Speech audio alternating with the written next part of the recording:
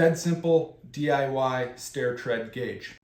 All right, so we've got the stair skirt in and we're ready to test fit our stair treads. Take one of those, set it in place here. What you'll see here is there's a pretty good gap here. These are obviously cut at 90 degrees, but the wall is not exactly 90 degrees. Now the other thing we need to do is make sure that this cut edge overhangs the plywood by a consistent inch, and it holds that line all the way up the stairs. So this is where we're going to use a stair tread gauge. Now you can find these on Amazon. This one's $75. But they are dead simple to make. So let me go show you how to do that. Now the first thing I'm doing here is just using a plastic drywall knife to trace out the profile of what I am calling the paddles, which is the two ends of the gauge that are used to mark the ends of the stair tread. Now I'm going to start to speed some of this up, but we just need to cut out the paddles. You can see here I'm poorly using a jigsaw clamped to some sawhorses. There are probably better ways to do this. Sliding miter saw would probably be an easy way just to cut triangles. So now we've got two almost identical pieces like this. You know, the shape doesn't really matter as long as you've got straight sides here and you kind of come to a point. All right, so the narrowest stair tread that I have is 28 inches. So I've laid these two pieces out.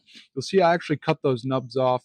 And the reason is I want there to be more space for the travel of the main body of the stair gauge. So this will give me a little bit more space in the runner between them.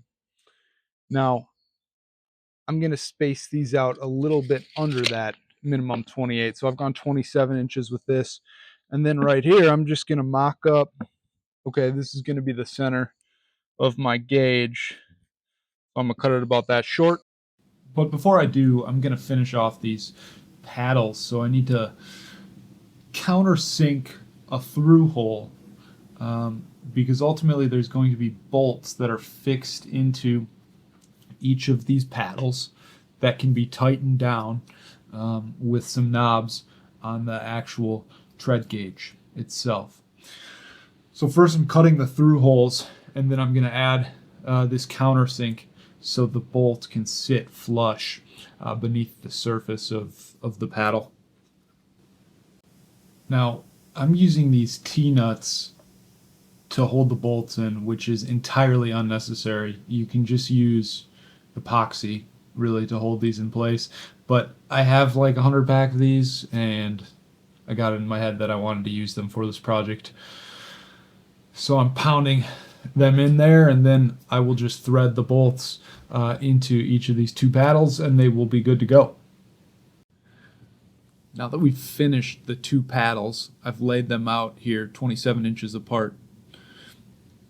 Now I cut two pieces for the middle, one to fill that gap and one I left longer. And this longer one I put through holes on each end, and then I made an off-center cut. And that formed those three pieces that you see here. These knobs will be used to tighten down the paddles and lock them into place. But what I want to show you here is how this will expand and contract to fit the exact length of the stair tread that you're using. Now I'm going to start with this bottom piece. And the first thing we're going to do is countersink a hole in one end. And this is going to be another point that we have a fixed bolt in place that can be used to lock everything down. So I'm just cutting that through hole now for the bolt. And here's what that bottom piece looks like with that T-nut again hammered into place. Now we need to route a couple channels into the top and bottom piece. And all I'm really doing here is laying things out. I don't do a lot of designs ahead of time, so I'm figuring out where everything can kind of fit in, and then I just mark that so I know exactly where to route out. The top piece will have a simple channel cut all the way through. The bottom piece will have a channel cut all the way through, plus a second profile that the head of a T-bolt can nest inside. So I'm getting this little router table that I built set up, and I'm measuring it, so we're going to cut right through the middle of these center pieces. And here, again, I'm going to speed it up. I just need to make a couple passes. I don't want to try to cut that whole channel all the way at once, so I'm using a push block. I'm pushing the piece through, and then I will raise the router a bit and go back over it again. Then once I'm doing the final pass, I will switch to this push block that has space in the middle so that that router bit can come through. Now, same process here with the bottom piece, except what you'll notice once I've finished this cut here is that I've started with a wider bit. I think it's a 5/8 inch router bit. And this is to create the slot that T-bolt is going to ride in.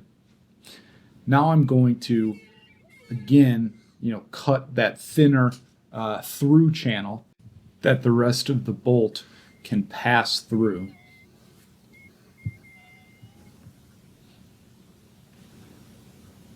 I'm going to walk you through what we have here. We've got our bottom piece. And here you can see really well where the T-bolt is going to sit flush in that groove and be able to slide back and forth.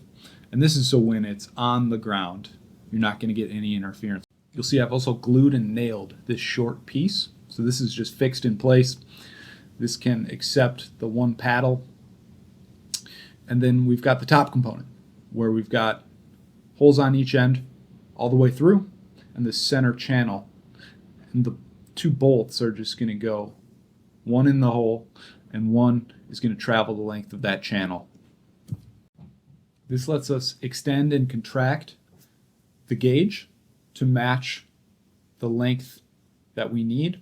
And now we just put on 4 of these handles, and these are all going to be used to tighten everything down so that once you've got a perfect template of where you need the stair tread to go, you can transfer that right onto the stair tread, mark it, and cut it. So we've got all these handles loosened up, and what we're going to do is just fit this into place, make sure it's nice and tight against the stair skirt here. We're going to screw that down, and then this can be fit into place. We're going to make sure it's nice and flush against this side as well, and everything's going to get tightened down. So this is going to let us take a perfect template of this stair and transfer it onto the stair tread. So here you can see we've laid the gauge right on top of the stair tread, and now we're just going to hold this in place and transfer our lines right onto the tread. Now you can see exactly where we're going to want to cut, the exact angle we're going to cut. Here we're going to provide an extra inch of overhang onto the edge here so that you're going to get a nice overhang over the plywood.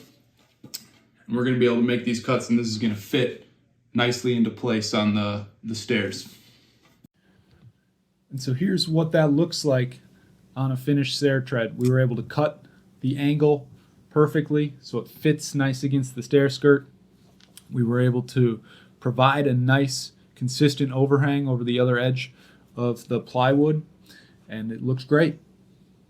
So that is how you can build your own stair tread gauge. I'm Alex with Mill City Made. If you found this video helpful, I'd appreciate it if you could like or subscribe. I've got a lot more videos on the way, including the full renovation of these basement steps. Until next time, thank you. Don't waste your money. We made this with scraps